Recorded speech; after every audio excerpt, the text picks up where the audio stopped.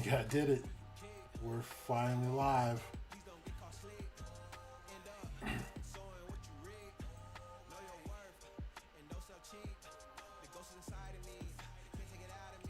Southwind, how's it going?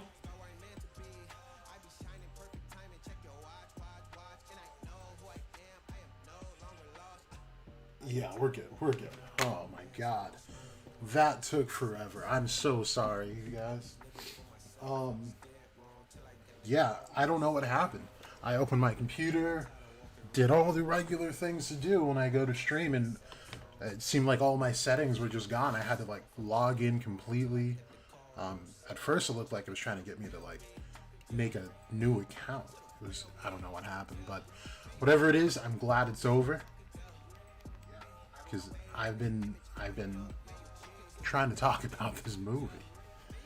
I'm gonna wait just a little bit. I don't know. I do plan on talking about some of the. Well, I do plan on talking about the unofficials for this as well, but I think I'm gonna do the movie first, and then the unofficial stuff. So we hop back into the story. But yeah, I'm gonna try and share this link real quick. So I've had to go on and off live for a whole hour and some change.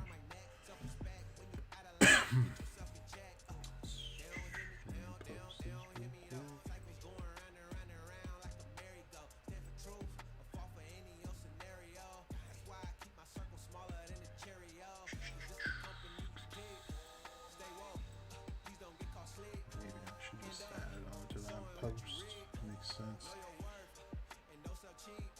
If anyone's in there, how did you guys like the movie?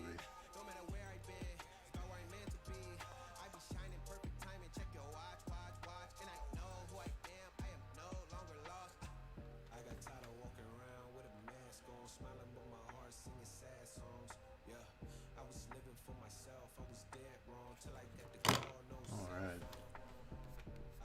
Damn, that took forever.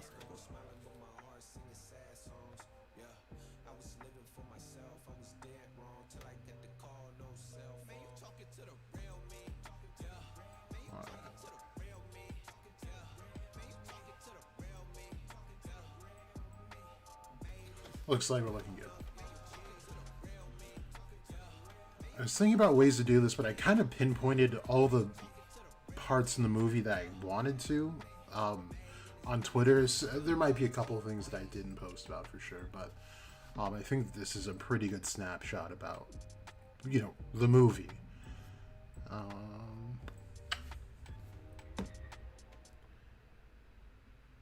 think I'll go ahead and get started. As soon as I get to the bottom here, jeez, I was posting every other second. Turned an hour-long movie into 3 hours. Because I kept posting real time. Okay, alright. I'm getting there. So, I would say overall, I'm more than satisfied with how this movie went. I had extremely low expectations. You guys already knew, anytime they were posting about, there we go. Anytime they were posting about, the movie news with the spoilers for the next chapter, I was completely tuned out. I was slandering it because I will still die in this hill. Most anime movies, 98% of it, it was 99 before today, is all crap. It's all garbage. Especially when it's from a series. I found that especially in Naruto, I still love Naruto. But I loved it way more back in the day. And as soon as they came out with movies, I tried one or two, and it completely let me down. It made me look at the series in a lesser light. It was just awful. I didn't like the experience, and I didn't want to be like that for Black Clover. Because, we've all invested some valuable time in this, and I didn't want it to be ruined by, a movie where typically in this genre it doesn't do well. But this movie was absolutely insane. Visually, the symbolism, the Easter eggs in it, everything about this movie was done so right, and I'm more impressed with the small things they did right than the big things, because I think they knew coming into this, right, that animation had to be on point. Not that animation isn't on point for most anime movies, but for Black Clover especially, that was pretty much the source of a lot of people's dissatisfaction with the series, was just the animation and how lackluster it could be at times. And this movie completely blew that out the water. There were no animation issues whatsoever. And the storyline was great. I thought it was going to be, one of those side kind of mission feels.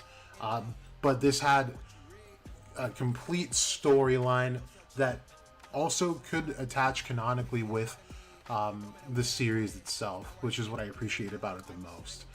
I hate when a lot of anime series put out a movie that's completely non-canon to the series. It just makes me look at the movie like, why am I even watching it? If I have no respect for a series, I'll definitely watch the movie. One of those things is like Dragon Ball. I'll watch any of those movies because I don't have as much respect for it as something like Black Clover. Not to say it's not good, but I don't watch Dragon Ball or read Dragon Ball for the epic, deep storyline. I'm looking at it for the fights, really. So that's just kind of where I'm coming from. So anyway, from start to finish, here we go. So this is just me asking if I need the spoiler tags, and it looked like I might have needed it. Okay, so this was the first thing I noticed. In the opening scene, we have the Magic Knights facing off against Conrad in his time before he gets sealed. And if I'm not mistaken, this is like 10 years prior to Asta and becoming becoming Magic Knights. So you'll see Yami still as a kid. I believe they show Nozel as a kid. They even show Kaiser in a much younger stage. So I thought that was cool to look at. Julius's magic is interesting. I don't know why they chose to change the color of his magic. Maybe it was just gonna clash with Conrad's, but I feel like if anyone's magic color needed to change, it should have been Conrad's, unless there was a meaning behind Julius using the color of magic that he did. And for reference, it's usually blue, but it was like a bright orange, almost yellow. So yeah, I don't know what the reasoning for that was. But anyway, he traps Conrad inside of all of these, time spheres. I call them chronostasis. Julius did not say that explicitly. However, they look exactly the same. So I did amount it to a chronostasis, and if that's in fact what it was, then Conrad moved his head. He turned all the way around to talk to Julius. And you could tell he was struggling to do so, but he's inside of 10 of them, which is absolutely insane, which should show us the amount of power that this guy has. Spirit, what's going on, buddy? So yeah, that was right off bat, right from the beginning, those were my first impressions. The imagery was great to begin with there. And then he busts out the line that his magic is never giving up, before he officially gets yeeted by Julius and gets sealed away. They're of course trying to draw parallels between him and Asta, and this is exactly what Asta went through almost. So I like to see that. I was trying to figure out where they were going to take this in the story, this never giving up is my magic, and why they had Conrad say it, and they did really well, as we'll see going through these. Conrad starts to kind of come around, he gets fleshed out.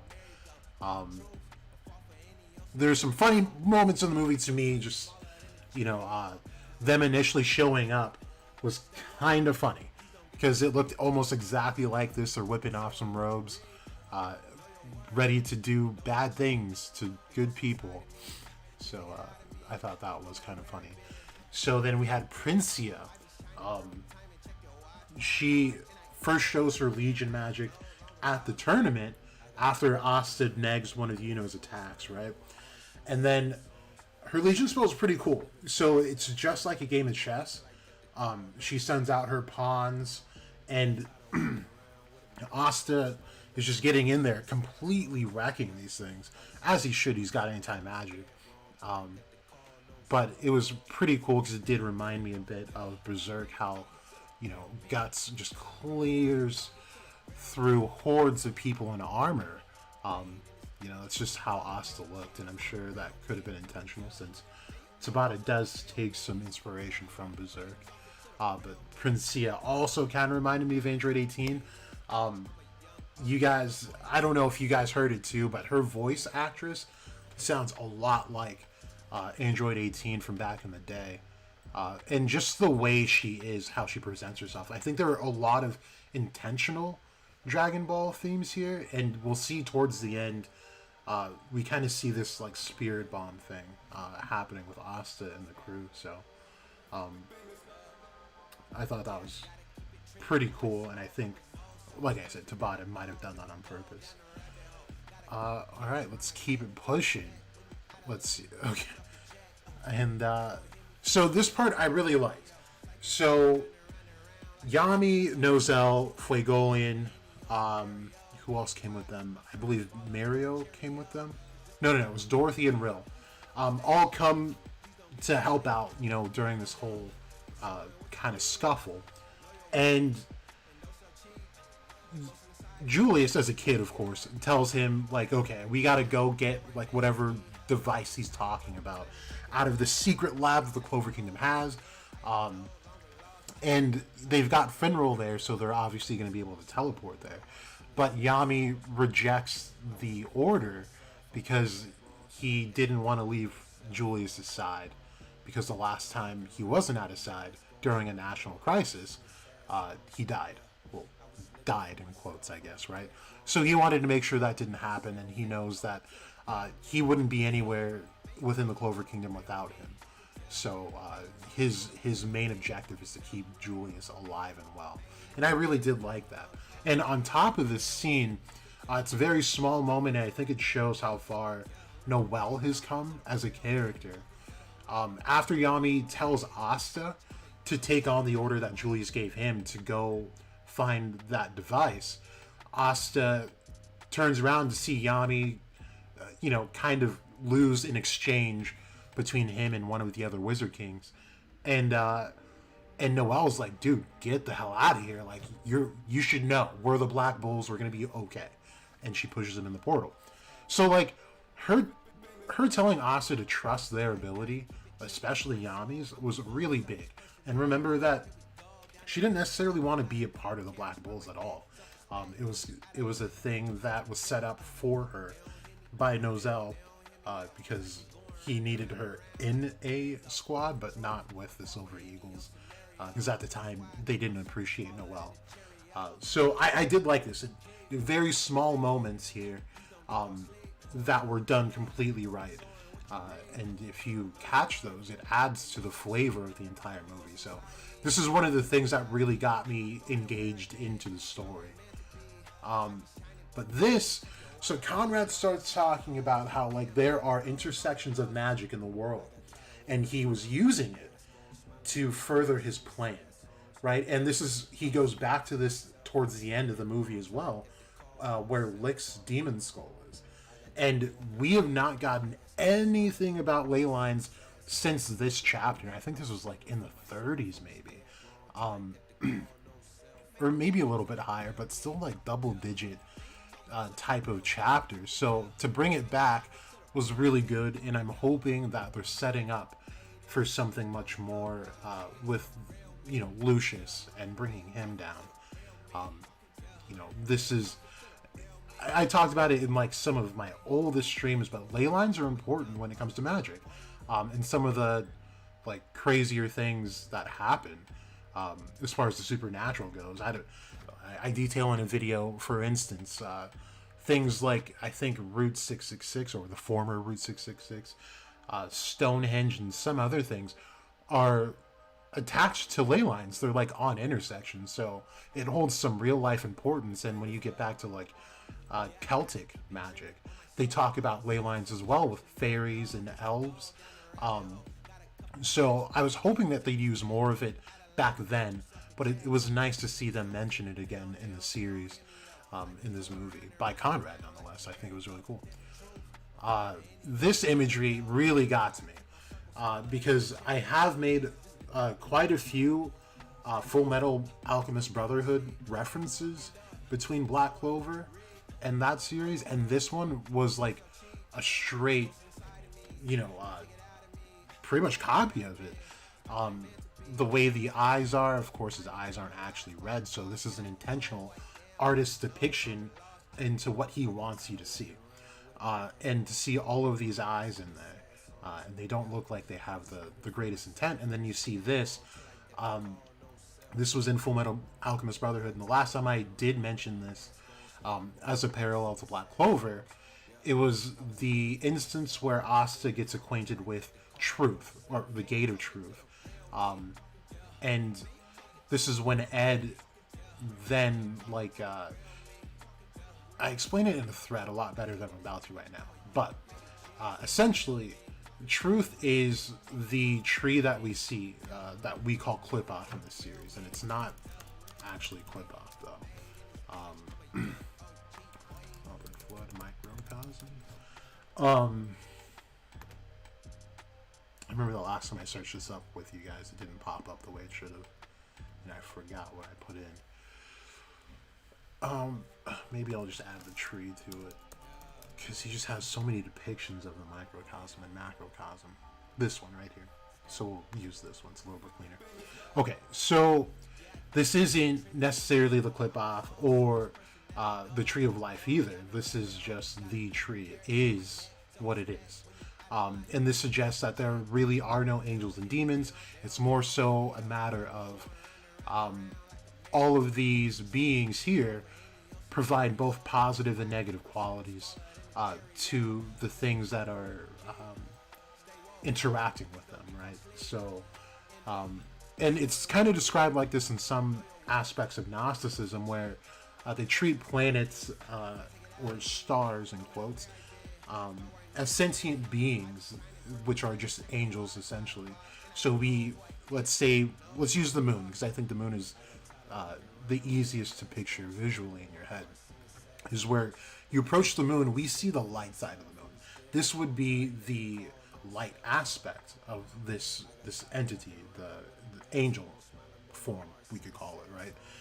On the other side is the dark side of the moon. Now, this is the arcane, the demonic side of the moon. Now, the moon is one singular entity. However, it has two very distinct halves, which is good and bad. And I'm only saying good and bad as general terms to make things very, very easy, because there really is no such thing as good and bad, which is ultimately what this tree depicts. I'm thinking that they threw this imagery in there to help us kind of make that gap, or bridge that gap, between the series and what we might see a little bit later on. Segre had a moment that I absolutely did like, though. Asta's giving a pep talk to everyone that Mario Leona actually made him give to everyone. And for several reasons, I like this scene. And one of the number one reasons is because after that whole speech that Asta gives to boost the morale of the Magic Knights that were still there and in play, Sekre gives the Clover salute, which I'm pretty sure we've never seen her do. It's refreshing because we're getting these past Wizard Kings, right? Who obviously are much younger than Sekre. And Sekre is pretty much the backbone to the Clover Kingdom itself. The tools that they're using and all of that stuff is because of her and Lumiere. So for her to give a salute in a situation like this was really important in my eyes, because it shows that she still trusts that they're heading down the right road as far as the future of that kingdom goes. So I really do like that. But then as far as the speech that Asta gives, that Mario told him to give, it was really good because it exactly what is to the kingdom and what Asta is exactly to the kingdom. Where is the strength of the kingdom, Asta is the voice of that kingdom, and I, not to talk down on but I don't think Yuno's capable of giving a morale boosting speech like Asta can give. And that's just the difference between their characters. Again, there's nothing bad about that at all. It's just different types of leadership. And it's almost the same that we see now, where is, he's not shouting that he's going to be the Wizard King, that he wants to be Wizard King. He didn't even shout that he's the captain of the Golden Dawn. He's just, he mows down anything in his way. And then on top of it, he brings everyone else along for the ride, as we see with Neverland, which we'll talk about in just a second. Not just a second, a little bit into this movie. I saw something pretty cool. Let me go through some of your comments. I don't want to leave you guys hanging while I'm reviewing this movie. All right, so we got Byron in the chat. Lucius was trying to stop Jack from streaming about the movie. Dude, straight up, I don't know what was going on.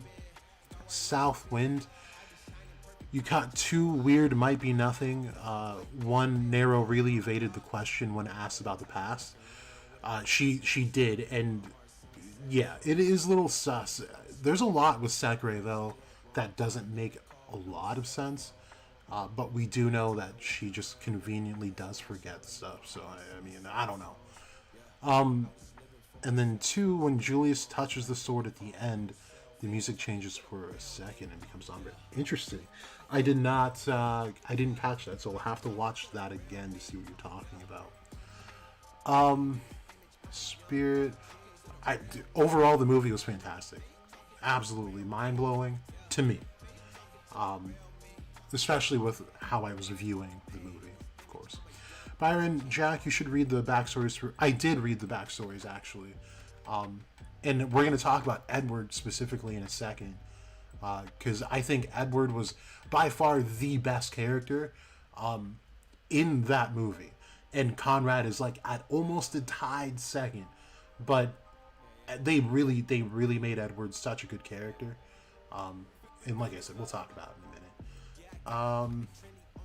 Spirit Princia was peak waifu material for sure. Noelle was aware they have plot armor on their side, but still got a good moment. Byron, need Lucius to bring Conrad back as a paladin. Now, that would be really cool. I wouldn't see any issues with that, honestly. I really do. I learned to like Conrad in this movie. I was going into it back even when I was slandering the movie. I didn't like his character design. I thought it looked forced and out of place.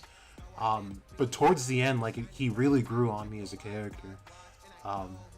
So I definitely wouldn't mind seeing him again.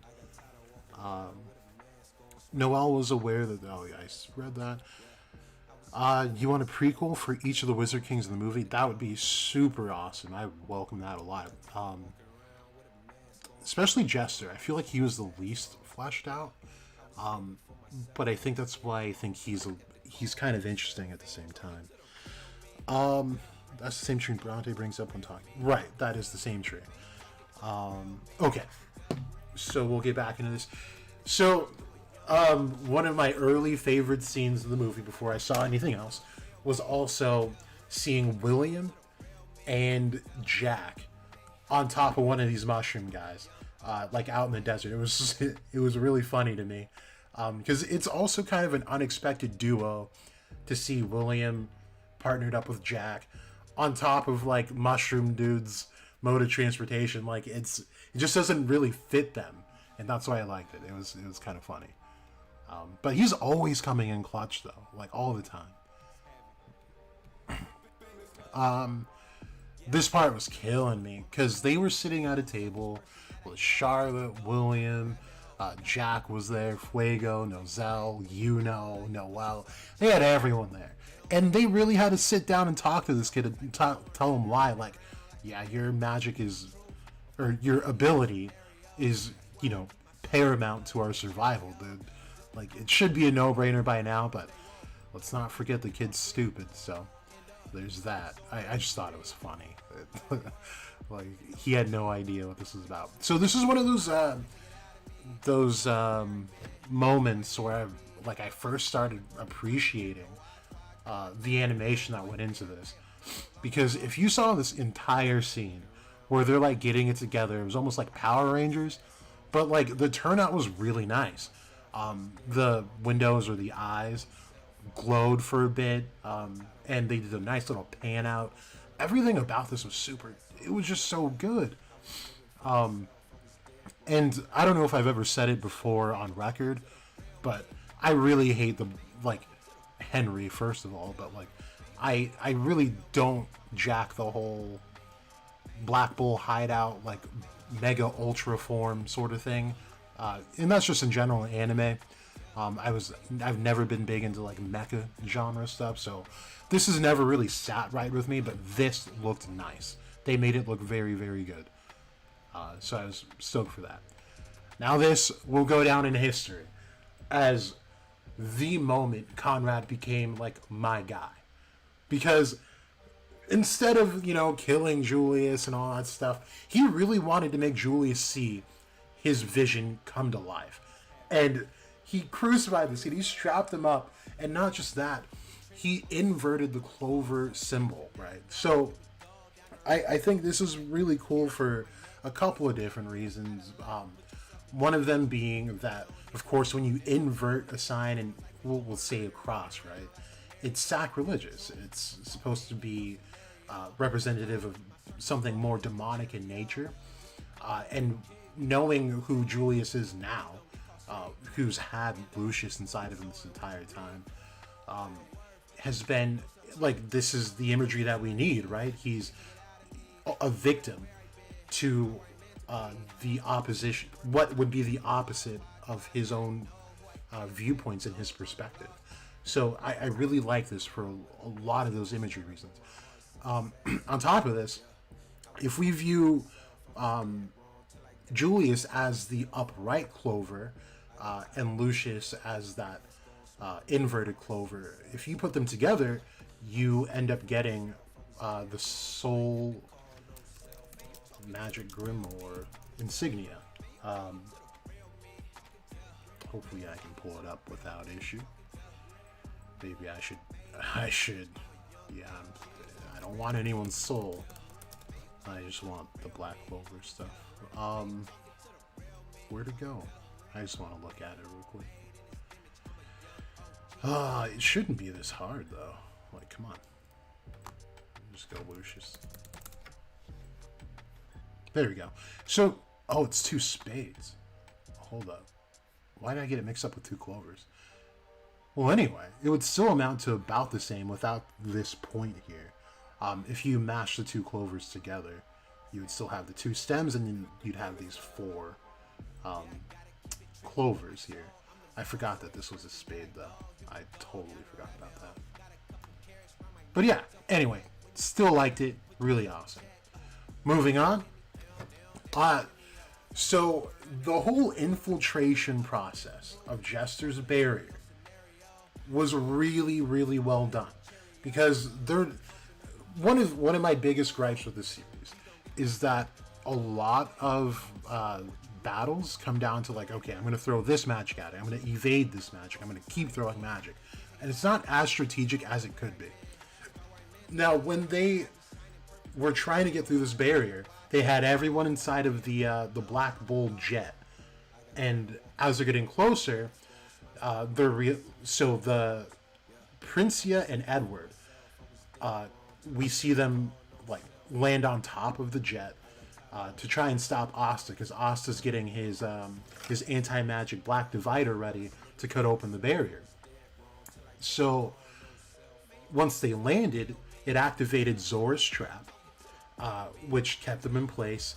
And then as they're saying like, this is not enough to hold us, Sekirei comes up, seals them, and then the kicker is that even then they're like not too concerned, but inside of the jet, Finral has 2 portals open, or a portal open maybe, I forgot if it was 1 or 2. It doesn't really matter.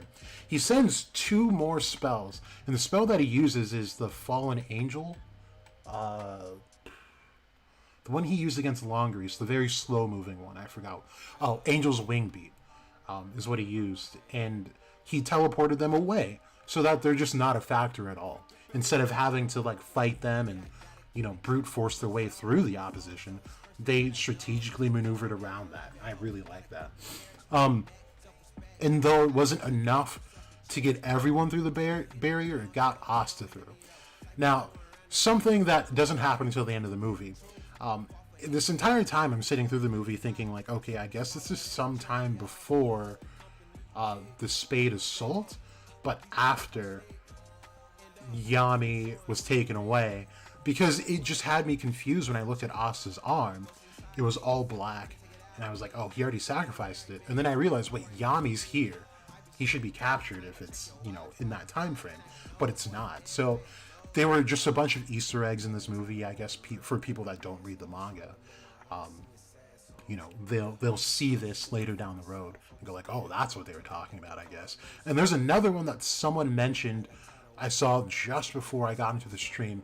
I think it was, her name's Taya, who saw that on Yuno's Wind Grimoire, he had a spade insignia on it. And that's really cool, to tell, viewers in a way, like, who are actually paying attention and invested, that something more is coming for Yuno. I think that's really cool, how they did that. But anyway, just Asta gets through, and one of the send-off things was that Mario was like, you better get things done in there. Like, she has the utmost faith in this kid, and it's also just really good to see. Then we start getting some of our matchups ready, right? So Mario gets with Princia. She wants the Fade 1-on-1, which is awesome. And then Edward with the Black Bulls. And then at first it was just Yuno with Jester. And this is a pre-Spade Yuno that I was concerned about. Because I was like, here's where the movie bullshit starts, right? Because one of the things that turned me off about Naruto, like, that I remember that turned a switch in my head, was, I think this was actually like a filler and not a movie, but still, same effect, was where Naruto gets to a point, he's post-time skip, very, very strong. He had just defeated a couple of Katsuki members. Then we get to a filler where they're trying to, like, track down these ninja animals, right? But he gets defeated by an ostrich, like, several times. Why? How? And, like, he's throwing Rasengans at it and everything, and, nothing's working. And so it just took me completely out of it.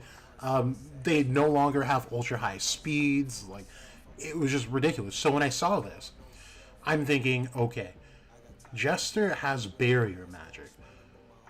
Yuno has almost the exact opposite of this in the worst way. And the reason I said this, why I was worried about it, was because we saw a post-time skip Yuno battle a disciple with, what was it, like, it was minimal amounts of devil power. I think, they were at, like, 20-30% maybe. And he had a tough time cutting through Garderoy, right? Which this would have, like, if he did anything super crazy against Jester, this would have really offset the power scaling for that. But that's not what ended up happening anyway, which is good. Eventually, Yami, Nozel, and Fuegoleon end up helping out in this battle, and it turns out something really cool. Now, something that I noticed here was that the barrier that Jester creates, and this happens in the beginning as well, is sucking up the mana from the people within it and kind of using it in a way to where only the Wizard Kings will be able to access it. And I did make a post about this not a long time ago, it was pretty recent, but something I've noticed for a while now is that Yuno has been copying spells from that have been pretty notable in the series. We see Julius's big shield, just like we see him shield the kingdom or the capital with his stars. This Neverland spell, or I should give a few more examples, I feel like, before we get to Neverland, but The Flagellum Star Magic Whip, just like Patri's Light Magic Whip. What else does he use? He uses a lot. Oh, Zagred's Vacuum Wall, just like his Scudam. He uses a lot of spells. Soul Linea from Flagolian, the same as his Star Magic Laser, whatever he calls that. I forget what it is. Which we haven't seen at all, by the way. So I hope that comes in clutch later down the road here against Lucius. But he's copying these spells, and if I'm looking at this Neverland spell now, I would say that he got inspiration from Jester, and he's modified it to where it's not just the Wizard Kings, but it's whoever his allies are. It's, all from him all the way down to the peasants that aren't even knights. He's making sure that the magic flows to them, and it's not coming from anywhere except from nature, right? Because that's the whole point of Bell blowing the horn, to get the pixies there. He's using his trait of being able to condense mana in a specific area to be able to then disperse it to the people that he wants it to get it to. And to top it off, to take it away from his opposition, which is what Jester does. So very impressive stuff. I think this is what Tabat is getting around to, because there's really no other way to describe some of the things that Yino does. Before I go on, I do see there are comments in the chat, so I will check in with you guys. Saw that we got Black Goku in here. Muffin GFX, the movie was indeed fire. We got Emma Boya in here. Saw that, let's see. Okay, so Southwind, but I read those already. So Spirit, Conrad was the best character. I think all the Wizard Kings could have been given more material. I would love a side manga from him. Absolutely. I would say that Edward was fleshed out just as much as he needed to be for this movie. It was like peak characterization. I really liked how he did that. Byron, this movie really pushed the corrupt society Asta and the others have lived in, just based on each of the Wizard King's backstories. Yes, that's the whole point. And this is something that has been a theme for a very long time in the series, is that it's the people that suck. It's not anything else. No matter what, these people have been subject to human torture, human terrors, and not so much demonic terrors or angelic terrors or spiritual terrors. All of this has come from mostly the people, most namely the royals, especially of the Clover Kingdom. It seems that they have been on a mission to take whatever they can. They took the elves' power. They've been taking the devil's power. It's all they can manage to do. And even though their power is not natural, they continue to shove people down the ranks in the kingdom, and it's a completely broken system. And the kingdom itself is literally on a hill of lies, a mountain of lies. They have the Shadow Palace in here. They have not explained the Shadow Palace, what its exact purpose is. But if we take some of the context clues that Zagred gave us, like Stone, being the very thing that its purpose is to summon whatever it wants from the underworld. I mean, it's pretty telling that it's not exactly for benevolent things necessarily. So he has brought a lot of things to light, but nothing new, right? This is all things that have been in the series for a very long time. Let's see. Spirit, we really should have gotten more missions for the in-between arcs in Black Clover. I mean, we could have. I don't think it really affected the story too much. I think at that point, it would have turned into like filler stuff, which we don't really need. I think Tabat is doing well enough with what he's got. But that's my personal opinion.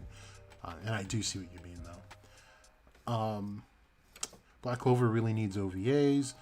Byron, imagine Lucius mentioning Conrad's plan or doing something akin to what Conrad was doing, but on a bigger scale, especially since he wants to take control of the world's magic. So yeah, that's what I was getting in the movie. Like, he wants the exact same thing, almost bar for bar, what Lucius does. It's just that it has to be fundamentally different because he doesn't have soul magic. But he did plan on doing the exact same thing Lucius was. So, you know, that is interesting. It'd also be kind of cool to see if, like, this kind of goes back into the collective conscious / collective unconscious idea I've had for the existence of characters like Asta, the Triad, and Lucius, but especially Asta and Lucius. We see that the Imperial Sword has the souls of previous Wizard Kings in it, and I'm going to talk more about this towards the end of this review, but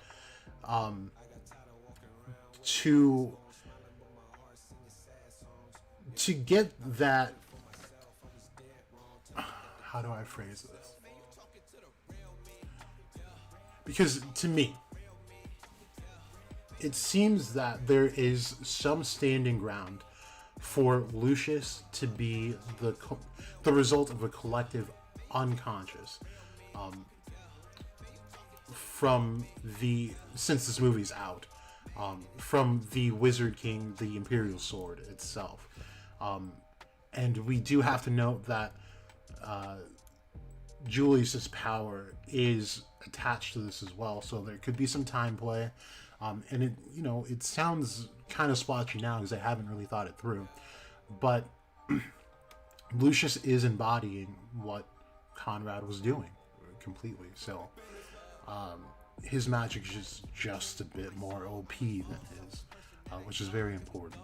So it would also be interesting to see one of the ways of Lucius being able to traverse between the physical realm and the underworld is through something like the Imperial Sword's broken now, but or something like Conrad and his magic, right? Maybe he's already been paladinized and we just don't know.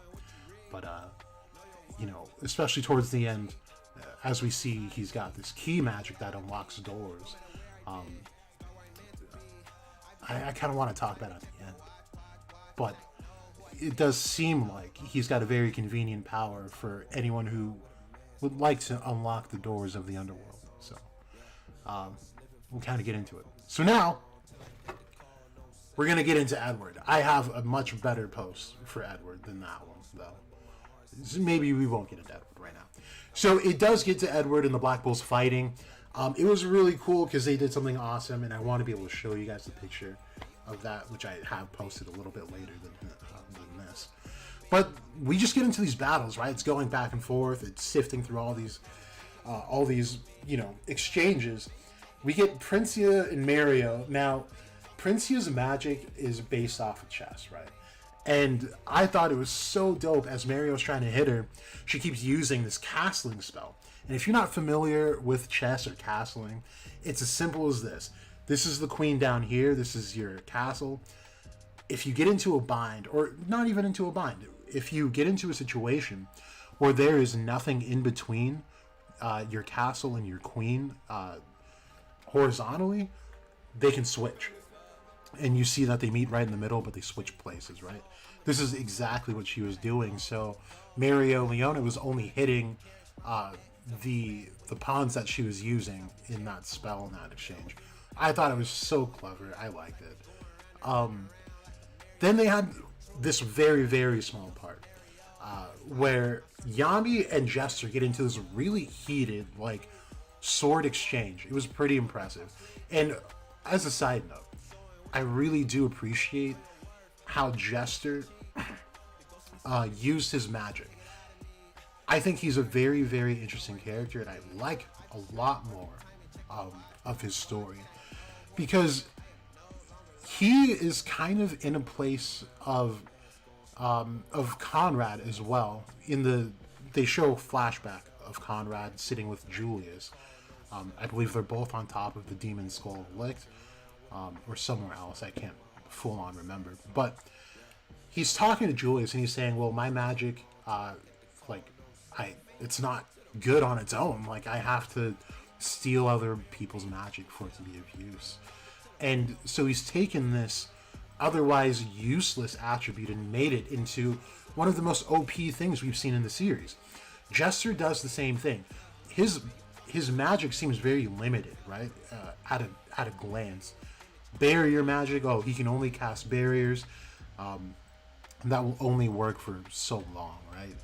But he's able to use swords. He makes a sword out of his barrier magic. He makes all kinds of projectiles. He even uses it to seal wounds and to replace missing parts of his self, I guess. Because you do see that towards one of the exchanges, I believe it was, or maybe the combo spell that Yami and Fuego use, end up like slicing his face, and most of it's covered by his barrier spell. So, the way Jester fights was really entertaining for me.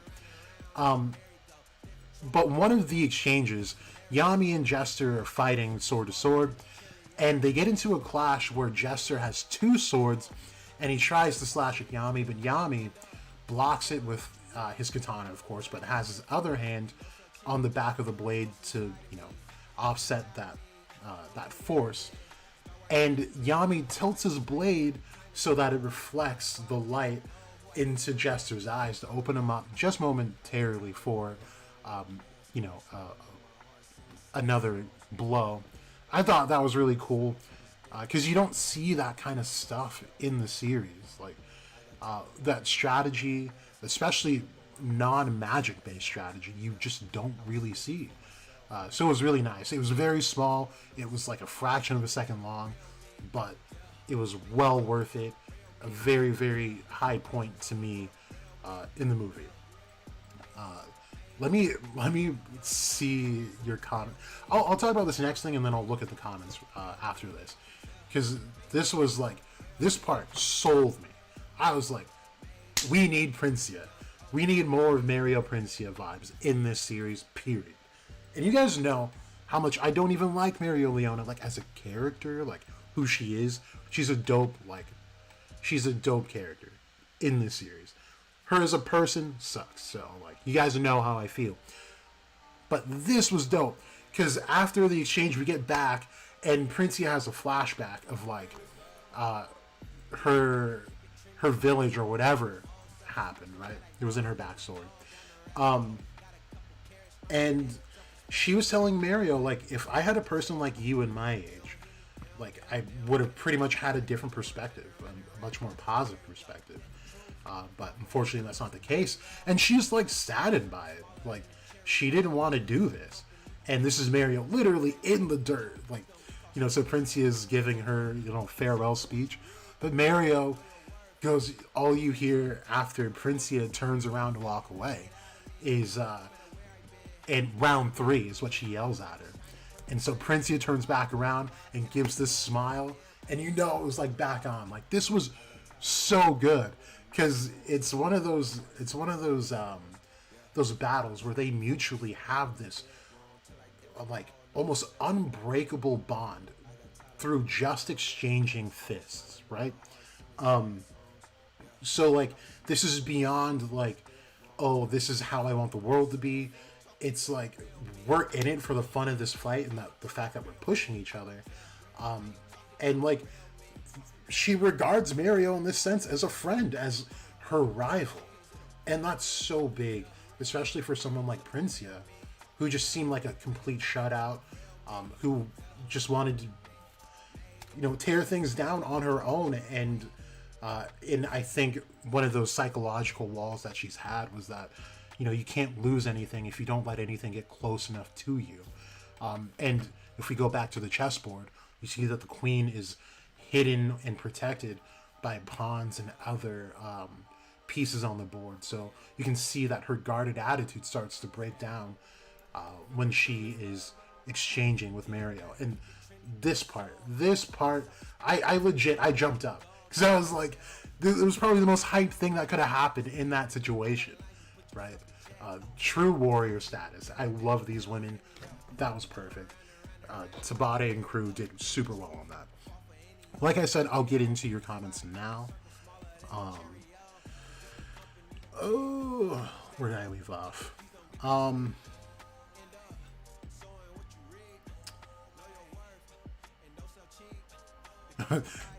You're stupid, bro. But yeah, it took a while for me to come around, but I came around. Helix, what's your opinion on the little angel wing Asta had with his Imperial sword? I'm going to talk about it at the very end. But I do have some thoughts. Dylan, so the 23 and a half novel that goes with the movie or whatever goes more in depth about the backstories. Yeah, I did read those, and I am taking those into account. Spirit, what if when Asta dies, the Clover Kingdom's society goes back to how it was before? Do you see it happening in a potential sequel? I don't know. That's interesting to think about, though. That would imply like he's got a power other than having nothing other than anti-magic that comes from something else, which I am going to talk about later on, because there was something that happened that kind of made me go back to an old video where I expressed my thoughts on Asta's power that I do believe may have been revealed at an earlier date. Black Goku Sword Avatar, that's essentially what it was, huh? Southwind, what if what makes canon is the sword and the fact that Kid Julius touched it makes it come back? That could be a thing. It looks like, since part of their souls are in there, like, as long as someone's got soul magic, or a way to draw those souls back out into a vessel, they should be able to come back. Or Lucius recreates former Wizard Kings. Yeah, I definitely see him recreating former Wizard Kings. He needs more manpower. Like, how are you going to just straight up... His first target was a nun. And then... No, I'm sorry. His first target was Donatio, who doesn't have an offensive magic by itself. Which, I mean, I guess they do make for, some great powers later on. But, I mean, he's not recruiting fighters, which is the thing. Except for Asier, of course. Morris is a scientist, not much of a fighter. We saw that even with the strongest devil, with the aptitude of devil hosting that he had, he was absolute garbage. So I think he absolutely does need the manpower. I forget about Morgan all the time. Morgan is an actual warrior. How good of one, we don't know. But it does look like that he got yeeted by destroying a ring, so, take that for what it's worth. But, yeah, I would not be mad at Wizard Kings at this point. Past ones. What would be a power move, though, is if he made a completely separate body for Julius, and then paladinized him, so then that whole broadcast about, oh, it's Julius, but the enemy took over his body, just looks completely absurd. That would be a power play, for sure. I doubt that'll happen, though. Okay, Helix. I really liked how Yuno decided to retreat during their fight with Conrad in the lab. That is true.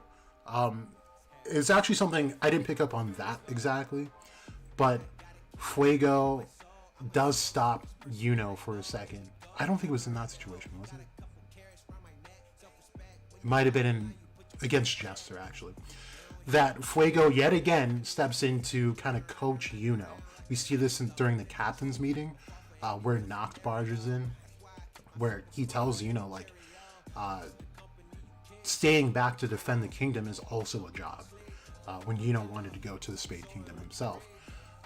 And, honestly, kind of lackluster advice, dude. That's just another way of another warrior telling another, hey, you're not strong enough to, like, fight the opponents, but whatever, like, whatever remnants of the opponent do come our way towards the homeland, I mean, you can definitely handle.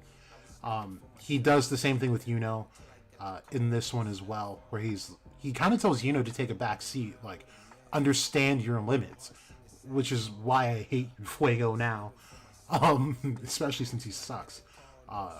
But Yuno decides to put everything into a final attack against Jester. So, not taking Fuego's advice is awesome. But yes, back to what you were saying, him retreating is a big move. Understanding the limits, but understanding that the safety of his comrades is also very important. It does parallel what Xenon was trying to figure out about why is better than him when they've chosen almost the exact opposite every time. Um, you know, decided to retreat with what they had, and they came back a lot better. Xenon ended the threat right then and there, but he lost something very valuable. So it just shows those differences. Spirit. The movie opened up the potential Black Clover prequels. Actually could have, especially with Clover Kingdom politics, corruption, or even other kingdoms like the Diamond. Right. Diamond is a big force as to what's going on. They were fighting the Spade. They were fighting the Clover. The only people they haven't really fought is the Heart Kingdom, and I've been kind of thinking about like why that would be. And I think the very simple reason is just because they can't find the Heart Kingdom. It's not set up to be found. So there might be more, like maybe they've attempted before, but there really hasn't been anything canonically that says they've even tried to war with the Heart. But I mean, strategically, it makes sense to just attack the countries that are on your borders, rather than go clear across the continent, make a base over there too, and then operate when you're kind of cut in half. So it's it's not the smartest thing at the same time.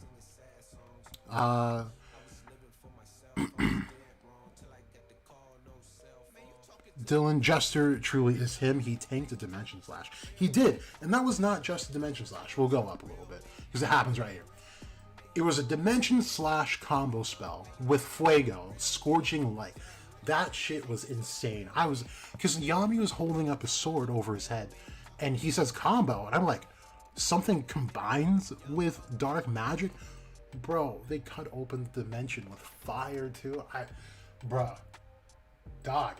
was mind blown. I was completely mind blown. I don't think we've seen a combo spell outside of him and Noct, because Yami has truly just been a one-man army. That was super impressive to me, even though it amounted to very little, but still, it was super, super cool. Let me get through the rest of these real quick. Jack, will you be watching the movie again to build on your theories for later events in the stories? Absolutely. I already am. Princia Peak, 100%. He looks crazy how Kaiser got called the Clover Kingdom's ultimate shield despite Jester existing. That is true. And I was also thinking about Carl, who was, I guess, just a magic knight. But Roddy's used his corpse, and he was like his number one, like corpse thing, whatever. So yeah, it kind of throws Jester in the back seat, I guess. But yeah, I don't know how that kind of works out. But Jester was also not just a barrier guy like we were talking about earlier, so maybe those other ones are just like strictly defense. Because yeah, Kaiser doesn't really have like many offensive spells, if any. I don't think I remember any of them, but there might be something and I'm missing it. Byron, Princia's reason for rebellion was good, especially since Princia in her backstory did all she could to protect her family and friends, but still lost. Right, it was. Helix Knight's backstory post on Princia made me think that they sealed her magic away with Eldocia, or Eldocia when I say Chia. How did you interpret that? I did not get that out of that. I'll go back to those posts and we'll read them together. So maybe I'm not picking up on something I'm not remembering. The Black Knights. Maybe Lucius can't bring back the Wizard Kings because of the sword, since it has the souls of the Wizard Kings or a special connection to them. There's also the fact that the thing broke. You know what I mean? What does that do to the souls inside? I would assume they get to, be free of the sword, which may not necessarily be a good thing. It could be what leads into Lucius being able to manipulate those souls that were once trapped inside of the Imperial Sword. But that's just kind of a headcanon for now, I guess. Helix, because if so, were the royals and nobles magically castrating people who opposed them? Julius sealing the sword away was a blessing. If they were using that to magically castrate people, I don't I think we would see a lot more Astas running around. And we don't. So I don't think it would be for that. But that's interesting. Okay. So this is slightly after this combo spell. Goes in and he uses Asta's move, right? I think he uses the Black Meteorite or the One-Horned Bull, whatever he uses. And he hits Jester into his own barrier, guarding the entire, foothold that they made. Which I think was the best thing to do as far as disrespecting and showing the levels of power that Yuno has compared to Jester in this sense. I think that was just a really good show of power on Yuno's part. He always does that too. But big power play by Yuno. So here is what I wanted to talk about. This was really sad. Like, it came out very subtly in the movie at first. So this is a little bit further back than what we just discussed. But the Black Bulls tried their first exchange with Edward. He turns everything into ice, essentially, like the ground. As soon as he clears the ice, we see these footprints form, and then you see the silhouettes of children coming from the mist of the ice that he's created. And he's about to make a spell, and the spell is called World End Church. And it was very, very sad, considering that his backstory does include the fact that a church that he was, looking after was invaded, and the people were in it were massacred. And we'll talk a little bit more about it, slightly further up. But it gets a little bit deeper. But let's just read his backstory now. So this says that Edward was a man with a promising future, but he had no interest in pursuing a career and spent most of his time in church listening to the sermons of priests. When he learns of his harsh conditions faced by those without magic power, he decided to leave his home and become a priest, taking in orphan children and caring for them. 10 years later, in the midst of intensifying war with the Diamond Kingdom, those assholes, a sudden tragedy happened. Edward's orphanage fell victim to an enemy raid, and the children lost their lives. For the first time in his life, Edward used magic with all his might to destroy the enemy, and decided to join the Magic Knights to prevent such a tragedy from happening again. Edward, who's generous and always there for the weak, is well liked by the people and eventually became the Wizard King.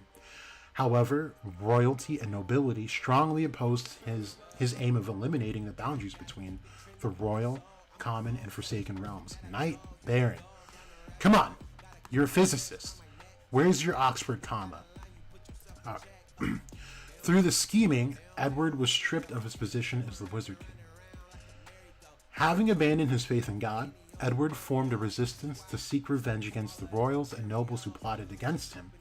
He continues to eliminate those in power, believing that it is the only way to save the corrupted heart. However, this was not long-lived, and he was eventually captured and executed. So, to call his spell World End Church is detailing that he's still stuck where he was most hurt at, right? And this is something that that aligns with how magic is supposed to work in the real world, or how it's written to be, is that it embodies the imagination of the user and the feelings and the intent of the user. This shows that the intent for Edward is very pure still. He wants to reform the world, and this will go into another spell that happens later, but it doesn't matter the sacrifices that need to be made. His convictions will stay true. His actions are the things that will change, though. But his opponent has essentially remained the same, and it's really nice how they wrote his character. Really, it started there, and it just got better. So here we then get to Conrad versus Asta. Asta and Conrad are having a nice verbal exchange. It kind of reminds you of like Dante, where he talks about like dude, like imagine this world filled with demons people killing each other. It's going to be great. But Conrad's is obviously the stark opposite, where he's like, people will be able to laugh together. And this is where Asta goes like, are you fucking stupid? Are you kidding me? The only people laughing are going to be you. But he tells Asta the new world will need a new king. And I think the series has already been setting Asta up so much, but I do think, especially recently, he's being set up to be the king of something much grander than just being a wizard king. He's doing much bigger things here than just to receive a title like that. But he will be the king of the new world. 100% stand on that. What was this one about? Oh, okay. So, soon after this, Asta tells Conrad, if there isn't a way, I'll make one. And what has he been doing the entire time? This is... Okay, you go back to, some videos back in 2019. I was talking about how Asta... it seems that fate has just been, the stone wall of magic, right? And anti-magic has allowed him to be able to carve his own path throughout fate. And the way I framed it back then was that we have to assume that if there is a tangible fate, right? And this is back when we're trying to figure out who the Norns were, the Three Sisters of Fate, where we were learning that Vanessa, for sure, was one of them. That there is a very physical attachment between people and fate, and this is how it is in Greek mythology as well. The Three Sisters of Fate are not subjected to anything or anyone. They exist outside of even the realm of gods, because even the gods die at a point, and they're also birthed. So, if Asta doesn't have a signature of mana to be attached to or recognized by, then there's no way that fate can write him in. You know what I mean? And I'm putting it in very simple terms. There's just no way that fate can write him in and give him a path to abide by. He has to keep making his own future. He has to keep making his own fate. And his presence is so powerful that it affects the people around him. So, I think this is just really impressive. To keep including this factor into even this movie is something that I really liked. And we just see how OP Asta is, and it has really nothing to do with his brute power. There's something else behind what he's doing that's special. So here's the other part to the Edward spiel. This spell really took me back. And this one was called Ice Wedge Magic, World End Martyr. So understand, a martyr is someone who makes a sacrifice due to their beliefs, their perspective. And I wasn't able to capture the rest of it. The gift thing didn't last long enough. But this massive spell then crushes his previous spell that was a much lesser form. And this is supposed to take us back to his whole character change, where who he was prior to that incident at the church, he was strong. But remember, when they were destroyed, it said specifically that this was the first time that he ever put all of his magic into destroying the thing in front of him. And so this is the new monster that was created through the sacrifice of the one that this thing crushes. The whole thing was well done. The World's End Church is still up. The whole thing is just one big nod to his entire past and who he is now and why he's doing the things that he's doing. This could not have been any more well executed. It really couldn't have. Edward shot his way up into one of my favorite characters of all time. I love this character, what he did and how he did it. He even ends up having a really special moment with Noelle. And it was nice to see Noelle in this position as well, where you usually see someone like Asta in this position, where she had the option. I don't know if I actually took a picture of it right here. She really could have ran him through here, but she stops, and it shows the action of her stopping, where the lance, as it's spinning, it tears off like some of the necklaces, the garments that he has on him, and he's just waiting because he knew like that's checkmate.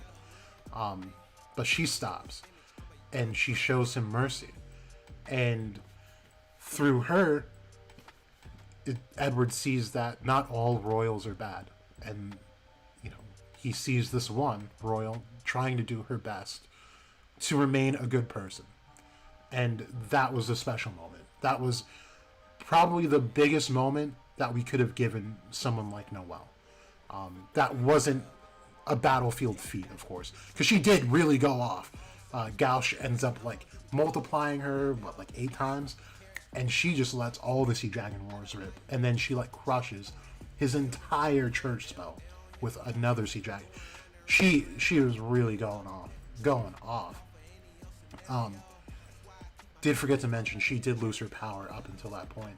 So this part made me think, because Asta wasn't aiming for this, by the way. I think this is, I don't know if it was like, I want to say it could have been like a subconscious thing that Conrad was doing, because I think Conrad was really being affected by Asta.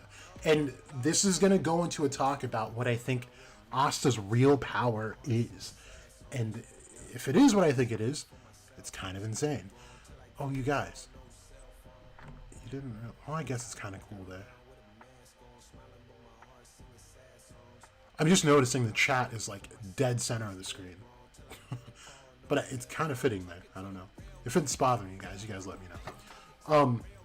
But anyway. So remember, like this entire movie, Conrad immediately sees the value of anti-magic. And then he begins to understand that him and Asta really aren't different as far as perspectives go. And in fact, that Asta is the poster boy of the people that he's trying to save, of the world that he's trying to create, where people like Asta don't happen, where they're not discriminated against because of a lack of magic power. So earlier on, he steals the magic of Noelle. Asta tells him, and in this moment, Asta has no right to tell the victor of that exchange, which is Conrad, while he's laying flat on the ground, to give Noelle her power back. And he doesn't, and he goes away. So here, I think this is Conrad like subconsciously letting the grimoire touch Asta's sword, knowing that it would give the things that he stole back. Because this isn't who Conrad really is. He's not some maniacal evil villain that's out to gather as much power as he can to lord over people. It's not what he does. And by creating these people, he's also kind of creating more of the problem that he's trying to fix. So I feel like this was something subconscious that he did. But anyway, for this to happen, and this is something I'd be in my right mind to look for this tweet, because I'm telling you, this was back in like early 2019. I was saying how I would love to have a character attack someone's grimoire. You don't see that. The last person we kind of did see that from was Revchi. Never again. We've never seen a grimoire like void in a battle, because I would assume, I'm telling you, if I were a mage in this world and someone was like way too much, I'd destroy their grimoire. Like, that doesn't take them completely out of the game, but it does take a lot of spells out of the game, and it gives you a bit of an advantage there.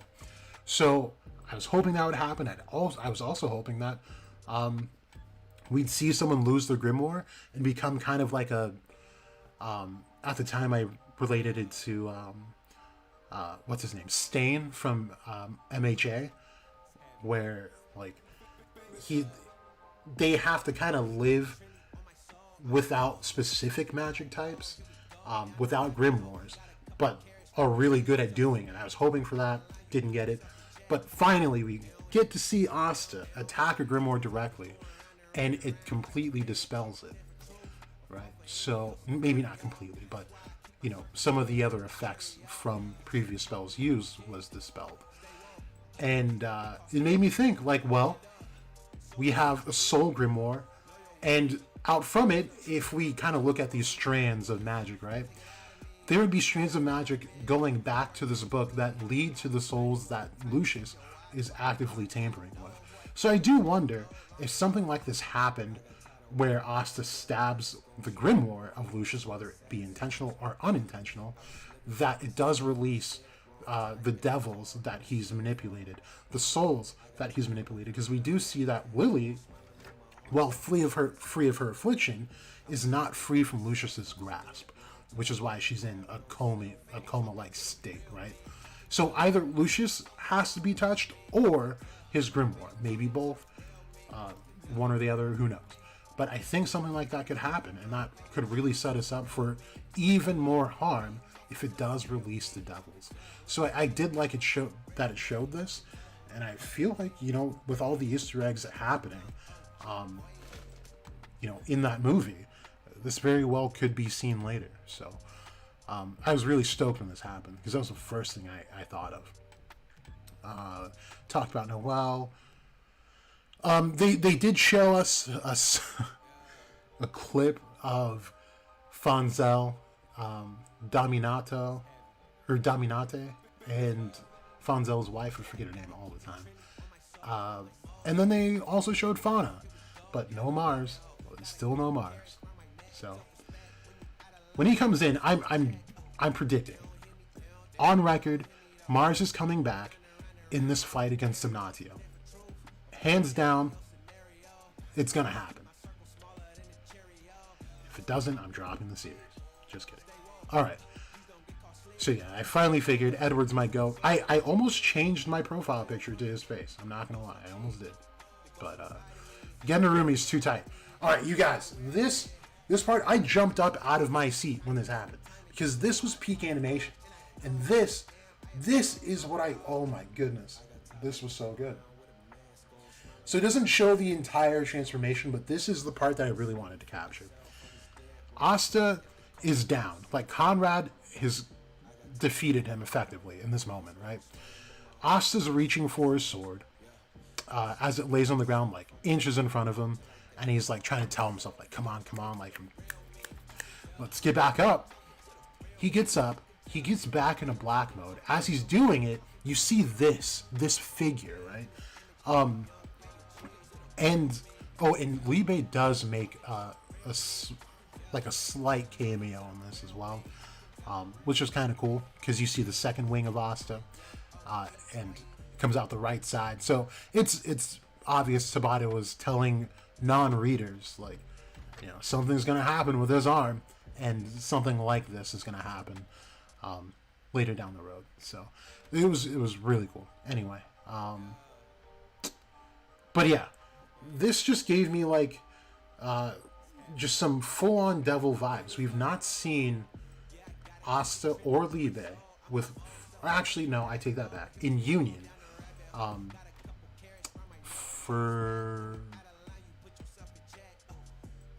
No, we haven't. I take that back. Yeah, even in union. We'll get more complete wings, but we haven't seen complete set from Libe or Asta at all. So I think this is really big, and we see the tail of this devil, and it has the same pointed tip that Libe has, which is your standard devil. Like, this is what you would give Satan. So I think they're really hinting at this, this Lucifer idea I've had for a while. I really hope that is what the case is, and I do hope that if and when these upper echelon devils, and by that I don't mean just Supreme Devils, I mean there's a big difference in the devils that Lucius is using and ones like Adremelech, Lilith, and Nama. And I'll talk about it just a little bit, because I'm gonna go over the spoilers after I talk about the movie. But I will say that yes, there's a big difference that adds on to this paladin problem that I detailed about a day or two ago, where there's not enough devils to suit paladins. But we'll talk about it later. But this was just very nice. Good job to this animation team there, though. That was crazy. So then, Asta finally gets his moment where everyone else is giving him power. And this part brought up a question for me. So, anyway, he picks up the Imperial Sword. He actually doesn't pick it up. Julius, as a kid, he goes like, hey, got something for you, and just like tosses it over nonchalantly. And he starts drawing in power from all kinds of sources, right?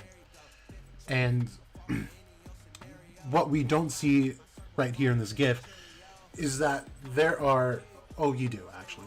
These things here are portals, right? And it shows that there's like people like Finral, Gordon, Noel, they're all in Zora, he's laying down doing this, are all pushing their magic through the portal to go into the sword that Asta's about to swing at Conrad. But there's another portal by Noct the whole time. And it's then I realized that, holy shit, number one, Noct was here. He could have just got the entire team through the barrier when they first tried with Jester, instead of, you know, having to combine all their spells to get one person through. But they didn't even know Noct at the time. So my whole thing was like, how was there a portal in front of him for him to do that? It was a little weird. I don't know.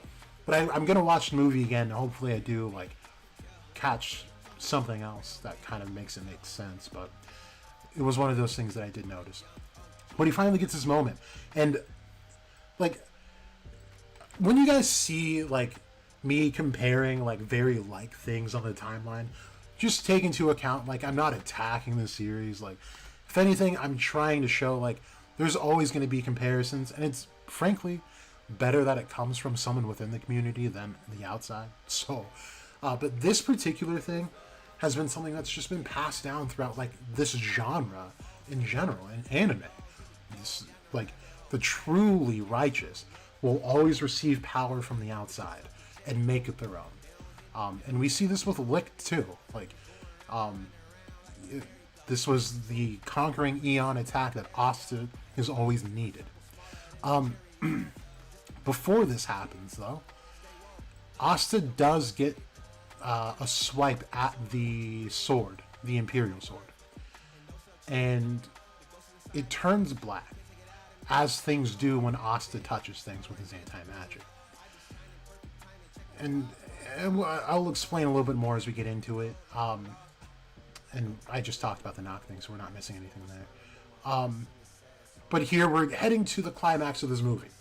So, this was so epic, because like the soundtrack's like heating up, right? It's when you know Asta's about to win.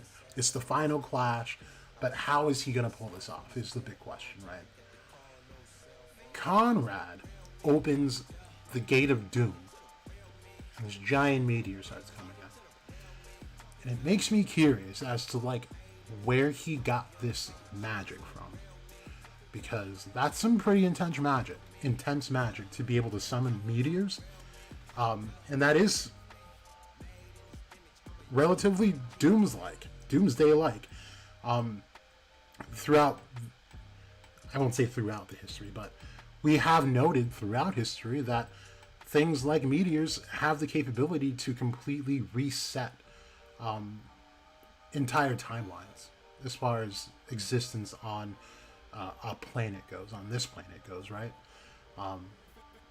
So it'd be really interesting.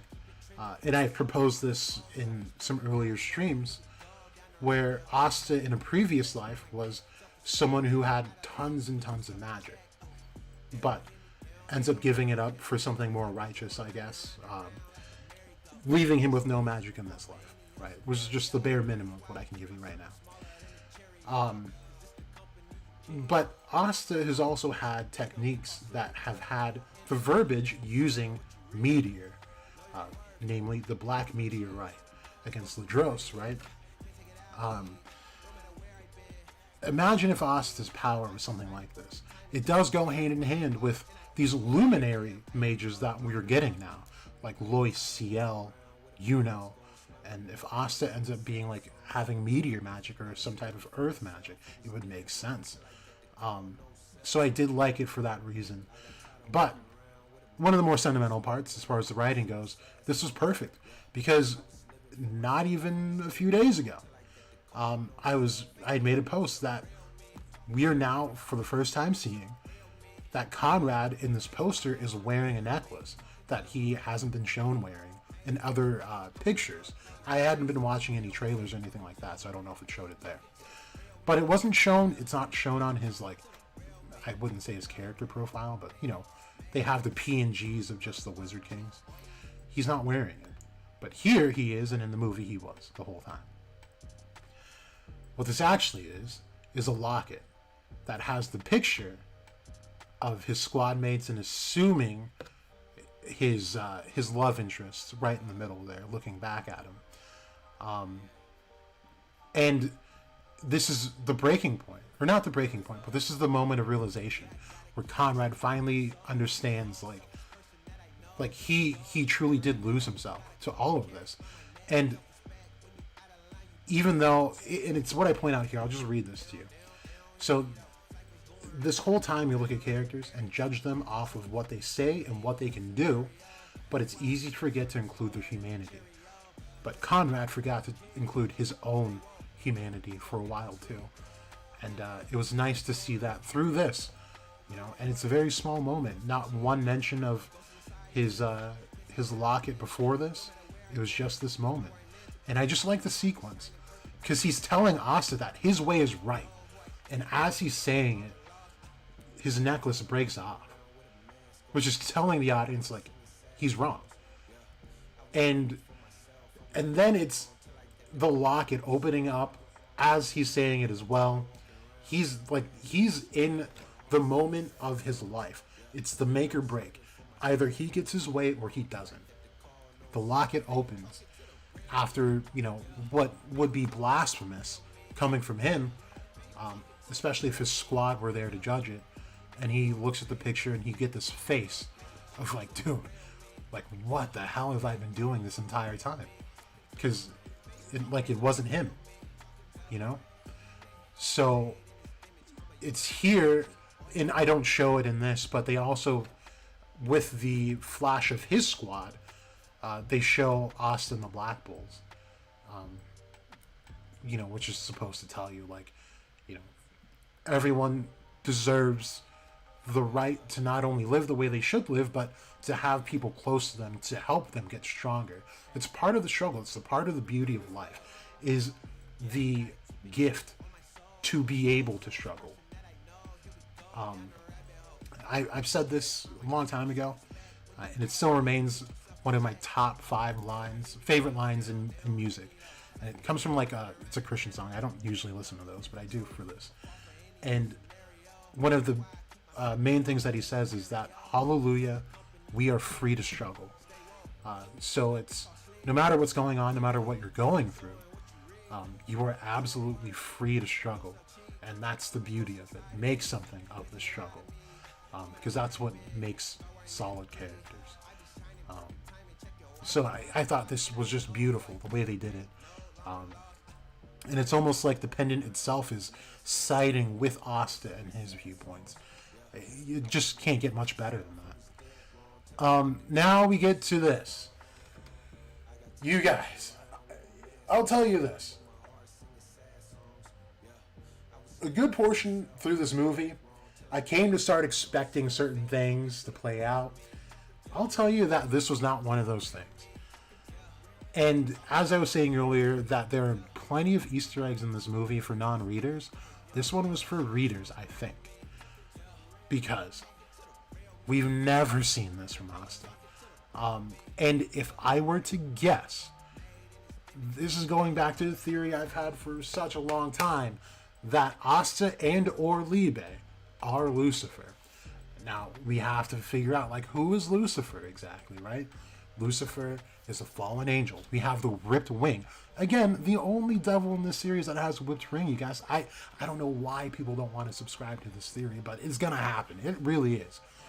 But he's also the bringer of light. And we see this wing, and it looks like the full form of this wing, right? Of course, missing the talon, but I don't think we've had any lore of angels with talons on their wing anyway. So you can attribute that to a demonic side of him. But remember, I've always pushed this idea that the elf arc was for the reason to bring out small concepts and then start making them bigger so that we can apply them to the grandest scheme, which is this saga. So remember that all of the elves looked exactly like their counterparts. They had the exact same magic and wavelength, with the exception of William and Patry. But we see that's for very like dynamic reasons that it's too long to get into. It's not really necessary. But we do know that all of the elves look just like their counterparts, have the same magic as the counterparts. Was in the same boat as well. However, his counterpart, his elf counterpart, was born with him somehow, some way. Probably has to do with the pendant that he has. And he was affected by this as well. Now, Libe, I've always thought was the son of Lit. Very recently, I have redefined which son he was, because for a while, I thought he was the son that died, which would not have made any sense, because that means he would be affected by the reincarnation ritual, which he wasn't. So Libe would be the twin that survived with Tetia, and lived long enough to fall, essentially. And I'm thinking this is the light side to Libe. But to be more specific, I do think Asta is that vessel. So say Libe did die along with his supposed brother that's in then just like Yuno was the vessel for that soul, Asta was the only vessel for Libe. But the way they manifested was just ultimately different due to the circumstances. So that's kind of my thought on this. And I think we'll see more of this if Libe and Asta are forced apart. And Asta comes back with his own ability, which, again, I'm about to get into. So, Asta has this thing that keeps getting pointed out. And I have suggested very long ago that one of the running themes in this series is that some of the strongest mages, canonically, it's been stated, are light mages. So, when it comes to light, there are many spectrums of light. And there's a panel where Noelle has just been saved from herself. When Asta goes in to save her, it shows that there's a rainbow above the both of them as he's reaching down to help her. And this encompasses all spectrums of light, visible light. But with Asta, I've pretty much always proposed that his light is an invisible one. Because you can't really deny that he looks something like the first Wizard King. Not to say that that's his dad, but I do think there's probably some heritage coming from the Wizard King. With as much as Sekre forgets, I would not be surprised if her and Lumiere hooked up, she laid an egg, and birthed some other Asta descendants. Because he also has the alfalfa that Lucida has, that Sekre has. That was only seen and first seen back when Lumiere was still relevant. So, for him to come down the road to be the vessel for someone like Libe would kind of make sense here. But as far as his ability goes, if there's something that happened with light magic and Sekre's sealing magic, understand that sealed light would be invisible, right? And something that keeps getting pointed out more and more as the series goes on is how much Asta changes people to a very fundamental level. He changes the foundation of who they are. And they restructured their lives based around that. We just saw it with Seke. We saw that with Klaus. Twice or 3 times, really. We've seen it with the entirety of the kingdom. We've seen it with the Black Bulls. We've seen it with almost everyone. he has a profound effect. And I'd be stupid to think that it was just him being a good protagonist. In a video, back when Xenon was fighting Uno, I think right after Uno got his second grimoire, I had a video that said something along the lines of like, Asta's true power revealed, right? And it's him wearing a golden suit of armor with a different symbol on his chest. And in that video, I do propose that one of the attributes that he has could be soul magic. So I understand that we have Lucius who has soul magic, and that's all fine and well. But I think it could be worth saying that Asta has a different type of soul magic. And this will go back to the collective conscious and unconscious thing I was just telling you guys about. How these two could very easily be the byproduct of the Imperial Sword and the collective conscious and unconscious of the previous Wizard Kings that were in it. Because, like we've been saying, Asta and Lucius, as well as Asta and Conrad, have all had the same ideals. However, Asta's is a much more righteous way to go about everything. And it's a much more natural way as well. It's something that you can't just dispel. It is a legitimate reshaping of someone's soul and ideals that he's dealing with. And it goes back to, like, even when he's fighting Nam and Lilith, he's going through the swords that he has, and his form of union changes with it. He's interacting with something metaphysical. And that is not something that the power of anti-magic has. The effects that he has on Conrad, by the way, I feel like I just tweeted this out last night, I think it was. When he lands his final blow on Conrad, you see Conrad's soul come out, right? You would say it's his soul. I feel like it was his magic, like straight up, like no cap. I feel like it was his magic, not necessarily his soul. Which would be rather impressive if he's able to completely detach someone's magic ability from their person, making them like him, essentially. I think that'd be insane to think about. But either way you look at it, even if you want to look at it as that was his soul, he's still interacting with someone's soul, which is not the point of any of these swords. So it's just, or anti-magic rather. So it's just very peculiar how that ends up. So I do think we're lining up for something really big with Asta, though. But yeah, that was the end of the movie. The real end of the movie was after the credits, if you stuck around, where Asta and Uno run it back. That was dope. I like stuff like that.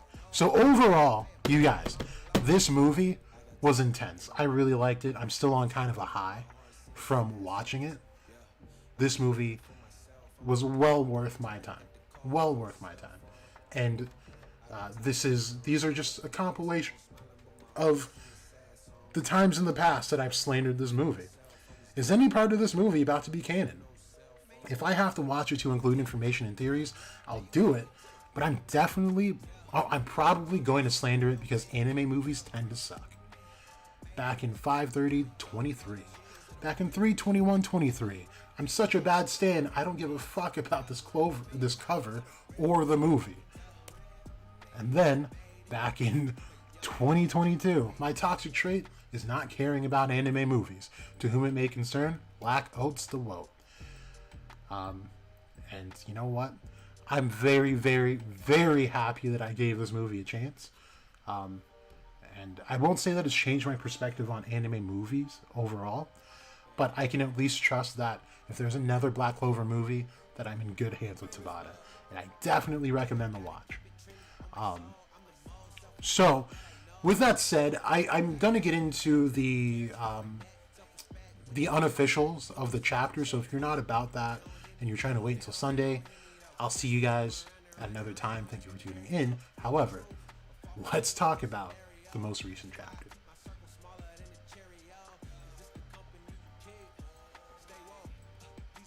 let me read your comments. Okay. Let's see.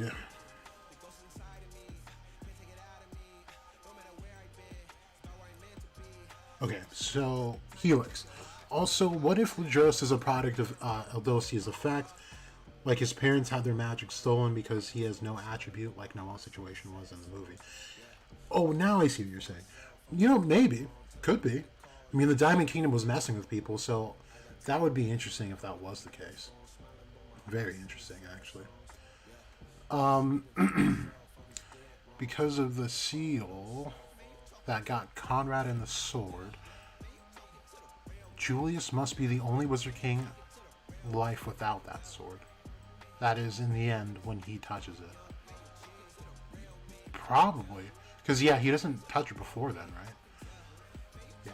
I would have to wonder, like, at what point do the Wizard Kings go and just, like their advisor was like, oh, hey, by the way, at 3:30 p.m. today, you gotta go touch the Imperial Sword. So it's got part of your soul in it. Like, I want to know, like, what the actual process is.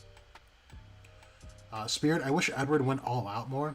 I mean, he's a decent character, but it really feels like he wasn't given nearly enough feats compared to the other. Right, but that's the thing that they were pointing out, too, going against him, was, like even that big, giant spell, Martyr, World's End Martyr, or World End Martyr, he was going easy on them. That's the point of his character, is that he's so much stronger than he lets on, but he's not fighting the right people, you know what I mean? He knew he was fighting people that had nothing to do with his agenda. That's why he tried to let him go before the fight initially happened. But he had to keep upping his magic power and his magic output because they kept stepping it up with him. So I think that was the point of his character. Spirit, you know, my bad. I just gave you like a whole lecture, but you do acknowledge that he was holding back. So my bad. Don't forget the floating arena was also a weapon powering them up as well. Was the arena itself giving them power? Because the way I took it was the barrier that the arena was in. It was the barrier that was making them more powerful. Spirit, if all the Wizard Kings before Julius were plotted against and eventually executed due to nobles and royals, what's stopping this from happening to Asta, eventually? Absolutely nothing. It needs to be an entire reform. And this is kind of the point of this two-king system. We have to figure out how he got here to begin with. Because there were no Clovers. There was a Clover kingdom before, there was Augustus. Kira, you know what I mean? So we need to understand the hierarchy a little bit better. This hierarchy does reflect more of like a shogun type of hierarchy, but kind of like the last vestiges of one, where just before the emperor has less power than the actual shogun does. So I think it will have to do with like Hino being kind of the blueprint of these kingdoms, but especially the Clover Kingdom. Okay. Helix. Technically, Eldosia wouldn't create a bunch of Astas because Noelle still had mana, but all her spells were taken away, right? Byron. Especially after the scene of Conrad's death and the other Wizard Kings imparting their dreams to Asta, he will definitely rule a new world and in a better way than the kings of old. Absolutely. Jack, do you have any comments on Conrad's old team, the White Serpents? I'm still kind of thinking about it. I did see that last night, but I haven't really put much thought into it, but I'm sure there is going to be something that we can drive out of it for sure. But anyway, let's read over this chapter. So we start out with Augustus telling people that their job is to save him, and that's their priority. And then we get... I've been trying to figure out like what the angle of this punch is, because it looks like the angle is just like someone stretched out their arm with their thumb pointed outwards to punch Kaiser. Well, that's someone being Lucius instead of it being like a hook, because then you just have Lucius standing like straight and it's weird. But anyway, Kaiser gets the crap knocked out of him. And then they start to see the Wizard King. So it was at this point I realized, like, the citizens have no idea what the state of things are. And some of the lower Magic Knights might not either. So them seeing this, that the enemy is Julius, is probably pretty traumatizing. So yeah, saying that Julius is leading the enemy, I see. So all this time he's been missing is because he was our enemy the whole time. And just think about too, like Princia was lied to about what was going on her end, right, with her people, because they were afraid that she would leave the front lines, which would leave them more vulnerable to casualties. But think about what the Magic Knights did to the rest of like the lower echelon of knights and the citizens. They lied to them about why their king was missing. When they knew, well, to be fair, they didn't know for a long time. So I take that back. Let me run that back. I forgot that they found out just recently, pretty much with everyone else. But they did know for a good amount of time and did not give the people the amount of prep that they probably needed for something like this to happen. Then they say everyone run away. We just see this kingdom. It's just going up in flames. Can we conclude that he's got gravity magic? Like, things are just lifting arbitrarily. So this is the part we need. This is the part that Lucius needed, right? Was seeing people lose hope. Because that's when it's finally time to strike. Once people are low on hope, they'll do anything to make sure that they leave with their lives, if the window of opportunity is granted.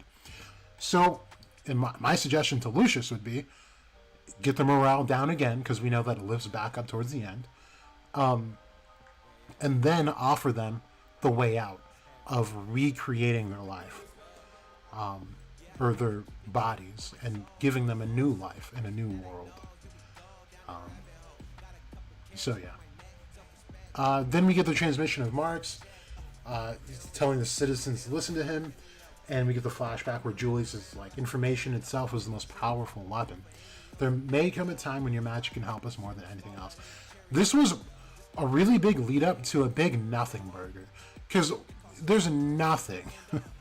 There's no information that you can give these people that would be helpful in a situation like this.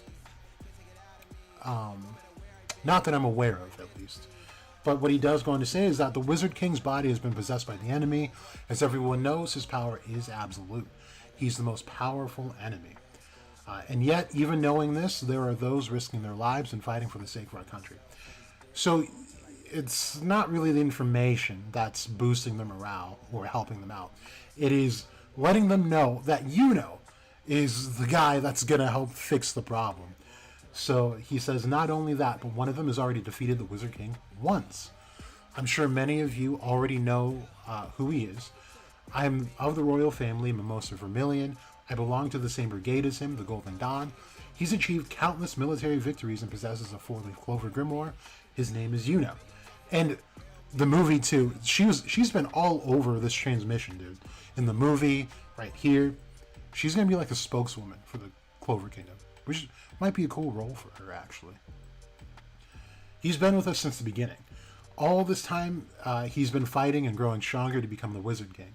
He was the #1 rookie. So they're starting to recount like who was.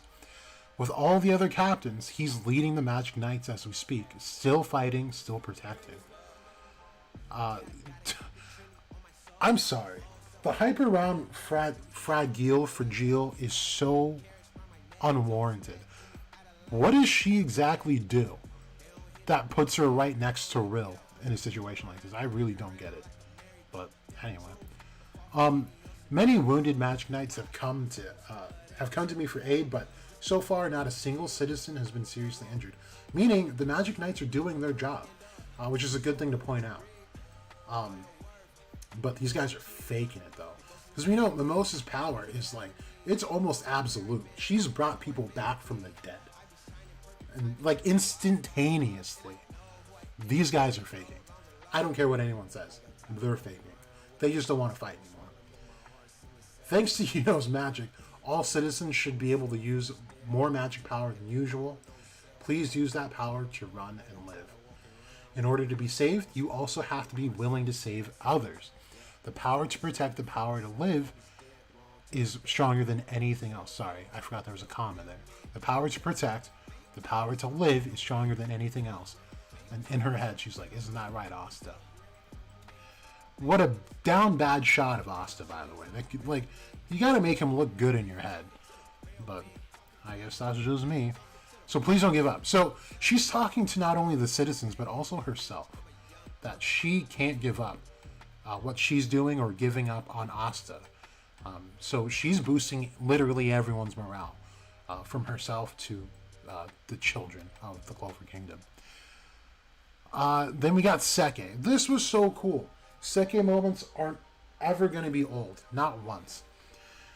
He says, I'll hold off the enemy, so make a run for it. He's actually showing what it's like to be a magic knight, putting himself before others. Putting others before himself. Which he's never done. He will never ever do something like that. But since being in close proximity to Asta, in the fight that could have decided the fate of the world, well, the first one at least, he's now found more resolve. And we get bronze creation magic. Super Seke Magnum Cannonball. Can we point out that Seke, I believe, I could be mistaken, but I believe that Seke is a commoner. So look at the type of... Look at his fighting style. It does not scream commoner. His grimoire also does not scream commoner, and I'll talk about that, and I've talked about it before. But I've always said Seke will come in clutch. This is not the moment. I think he still has a moment left in him. But Seke from the beginning has had astounding magic control. His creation magic has always been astounding as well. He's the only one that made sculptures. All other people were making like lackluster things, right?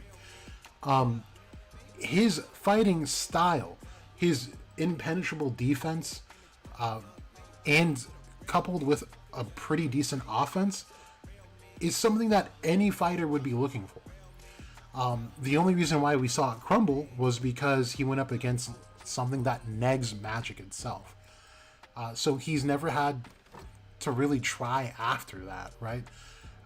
And, given that his spell does completely crumble in the next page, do understand that his opposition has been nothing but way above him. To go against anti-magic and then some very absolute concentrated magic is, no easy task. He was also the first one to give us curse magic.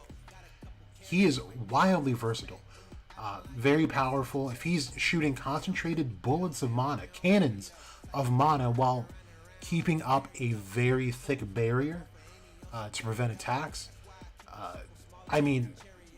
this kid is working with more magic than he should have as a commoner. Just saying. On top of that, if he mixes in his curse or his hex magic with these cannonballs, oh my god. Don't even get me started. This kid could be something else. For real. So from here on out, expect great things from Seke. And then after all that, he still gets back up. And he says, I knew becoming strong wouldn't be easy, but still, I tried to get stronger. We're talking about just a year's worth of time. This kid has made leaps and bounds mentally, and that's important. It's the mental things that lead you to the more physical results. So he will get there. And that's why I'm not done yet. I can still stand. I can still fight. And we get the Asta parallel. Boom. Beautifully done. Something I will mention again, though, is his grimoire. His grimoire is unique, and I pointed out for a long time, too. His grimoire looks just like Thor's hammer. And his magic is not exactly bronze magic. It's not a metal. So I'm curious as to what he'll bring to the table, but when we bring Thor into play, he does have some... I forget the type of magic that it's called. Damn. Yeah, it's escaping me. But there's a type of magic, though, that Thor uses that is kind of looked down upon. Shit, I wish I could call that for you guys right now. But anyway, I do think that it will come around to that parallel when we see a bigger moment from him. Then we get a big word, such sophistry. No matter how desperately the struggle, the result won't change. No, straight up, dude, come on. He has no idea what sophistry means. I didn't know what sophistry. I had to look it up. He's probably like, to the first part, I have no idea. And then he's like, oh, is that so for the second part? I mean, like, I don't mean that seriously, but like, come on. He's from the same boons that Asta's from. Kid's not that smart. But look at this. The size of Neverland is ridiculous. Absolutely ridiculous. This is impressive. And I like the scale that they show. This is really nice. Then we go back to Hino. Ryu. Where are the others? And he's using his Tengensu. They should be getting ready on the other side. And now, oh no, this guy is... So my question is, why was he keeping Asta in the dark about like how he knows things? He's just nonchalantly using his Tengetsu. Like, what did it matter if he was hiding it or not? I just don't understand. There's a lot about Hino that we still don't understand. And I'm working on a theory as we speak. Because there are some interesting things that I do see from Hino to some of the cast. And some of the otherworldly cast as well. Then we get back to the Stargate, I'll call it, the Gate of Destiny. I want to know like what the first thing that they're supposed to do is. Like, I don't know. I have no idea. But one door is open. Clearly, the second door has not been made. So that's probably got something to do with that.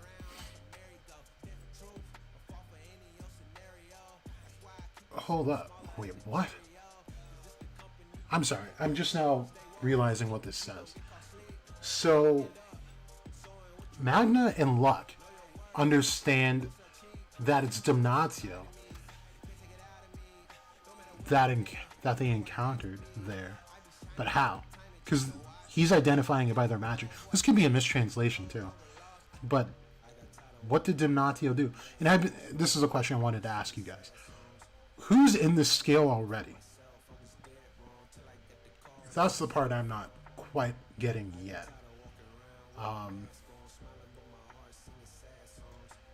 But you can see he's already activated his spell. I just don't know. Someone did point out to me too. So he's also got no halo. This angel back here has no halo. I forgot who pointed that out to me. At first it looked like it was faded, possibly, but it's just not there. So I'm wondering if like part of his power and this angel's power is in there, which took away the halo from their form. But for what reason? You know what I mean? I'm just interested in general to see how he uses this power. I'm also more interested in how the Witch Queen's power is manifested in this. Because remember when he found Asta, it was like a black wisp. So I wonder if he'll get something of the same if he does the same with the Witch Queen. But it could also signify when and if Asta comes through that portal as well, when he finally gets that black splotch on there. But that was the chapter. This chapter was pretty cool. It was just a setup, to what's coming. But just a quick reminder, not one paladin's second attribute has been revealed. They are still, no matter how well they end up doing, until second attributes are revealed and strategies are developed to counter them and deal with them, they're still fighting the most uphill battle I've ever seen. And I don't see a way out of it for a lot of these people.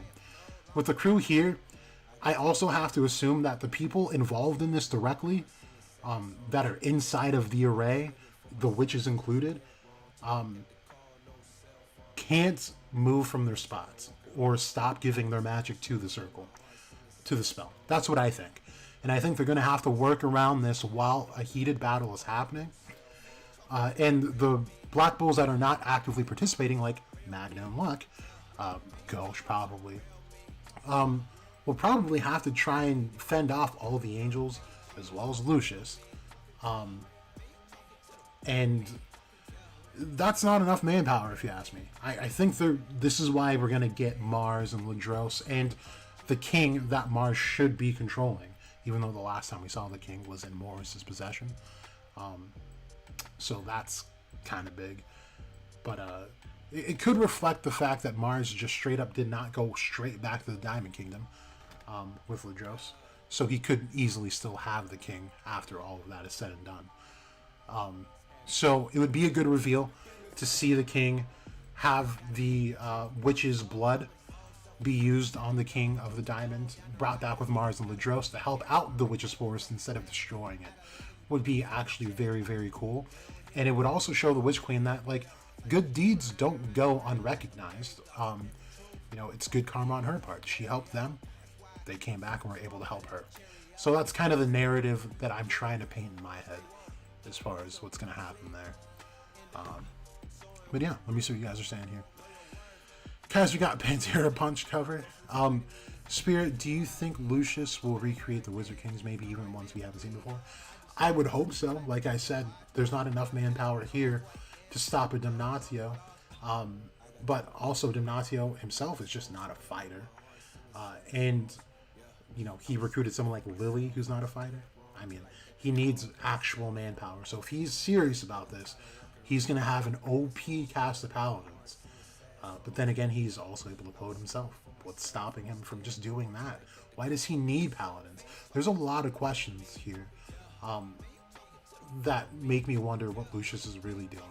And if he even believes in his own agenda.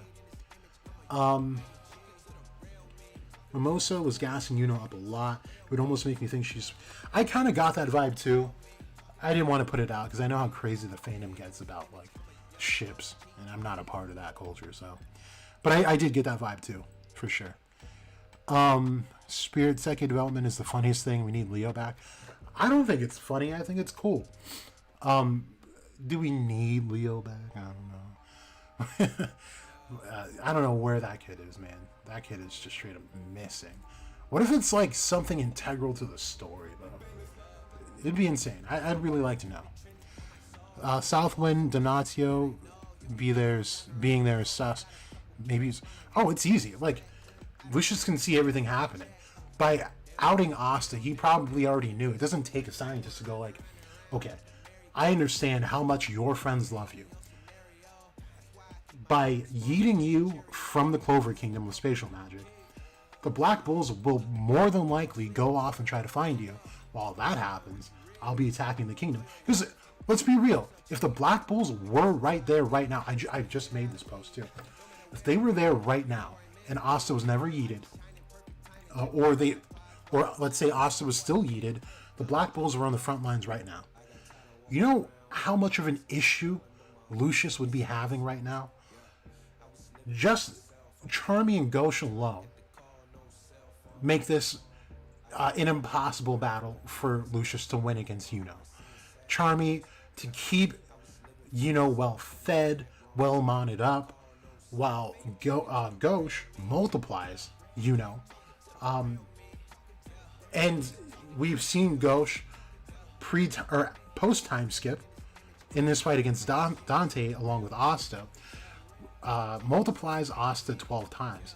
Yuno has like 70 stars, or 72 I think I counted. Leaves him with like 800 something stars. There's no character in this series that is dealing with Yuno in a situation like that. So it is definitely my impression that Lucius knew that he needed to deal with Asta first, because the Black Bulls can't be in the same place as Asta and or Yuno. Just flat out, point blank period. That's it. And I'm convinced that's what his plan was the whole time. The Black Bulls suffered Damnatio's magic on Asta. Yeah, we know that, but like we saw their magic shrink. No one's magic here is shrunk. So this is why I'm questioning that panel of like how they're able to identify his magic if nothing notable has been affected. At first I thought it was the Stargate, but the Stargate is behind Vanessa, and she's looking back. at Donatio, so I'm just not quite sure what that's about. Anyway. Dorothy, Captain of the Peacocks, related with Adrenaline somehow? Yeah, more than likely. Those peacock things are not a coincidence, I'm sure. But Dorothy being there is also kind of sus. Like, when she got there, how she got there, I don't know. I don't like that a whole lot. I still have to point out that she knew about Megicula and refused to give up any information to Noelle or the masses that are concerned about how to start learning how to defeat her. It was just wild to me. Helix, the lack of the second attributes showcasing is starting to make me think they don't exist. I don't think that's a good way of thinking, to be honest with you, man. We would have to then, like, you would have to answer why Lily came up with a second attribute and no one else would, right? We know that someone like Ural and Heath didn't have a second attribute because, they worked almost like Dark Disciples did for the Dark Triad. They had dregs of the power that Lily has.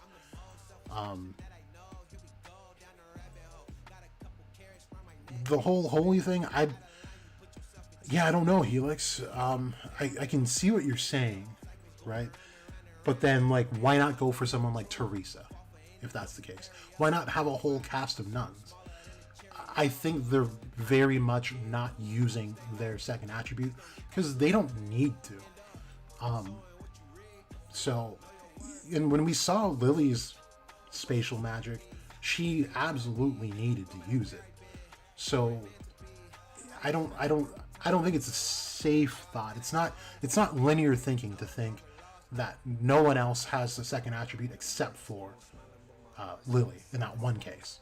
You know what I mean? Pokemon Man. What time does the movie take place? So it's 10 years after. So the start of the movie was 10 years before Asta and Yuno were even Magic Knights. Yami's still a kid. Nozelle's still a kid. Kaiser's 10 years younger. Or much younger. Not 10 years exactly.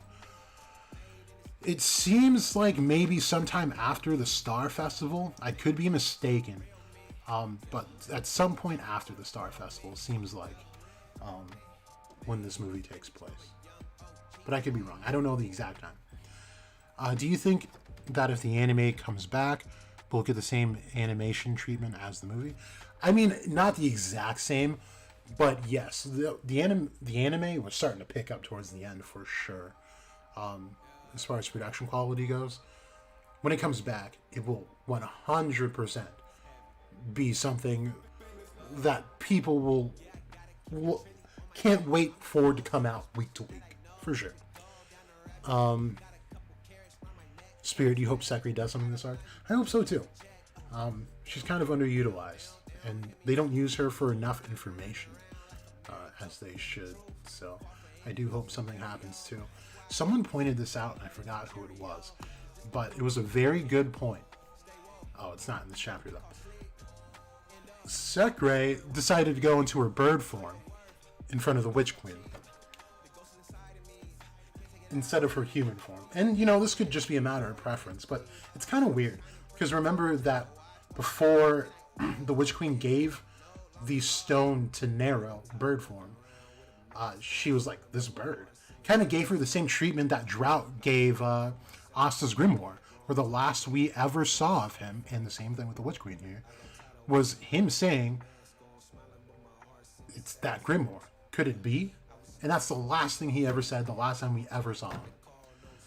Same thing happened with the Witch Queen with Sakura.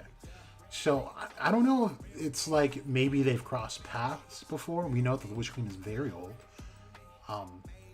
But is she Sakura old? Would she have known Sakura at a point? I don't know. But it's very interesting that that's how it was. And she just arrives in her bird form. It's kind of weird. Byron, the movie takes place during the 6-month time. Okay, there you go. That makes sense. But yeah, that was the chapter. I don't want to go too deep into like super big theories on this stream. This was mostly for the movie review and to read this chapter, so I think I'll leave it here. But you guys let me know what you think about the movie in the comment section below. Twitter, you guys know how to send me death threats and everything, so whatever you want to do, just hit me up. I'll be watching it a couple more times for sure. I know my friend's been dying to see this, so I'll probably go to her house tonight and have some drinks and watch it there and nerd out over it. So we'll see. But anyway, I hope you guys enjoyed the stream. I take back everything I said that was negative about this movie. It was very good. But other than that, you guys, I hope you all have a great weekend. If I don't see you on Sunday, maybe I'll see you on Monday. I'll see you when I see you in the next video. Thanks for tuning in. You guys stay safe, stay out the way. This is Jack Oates to go. You either know or you don't.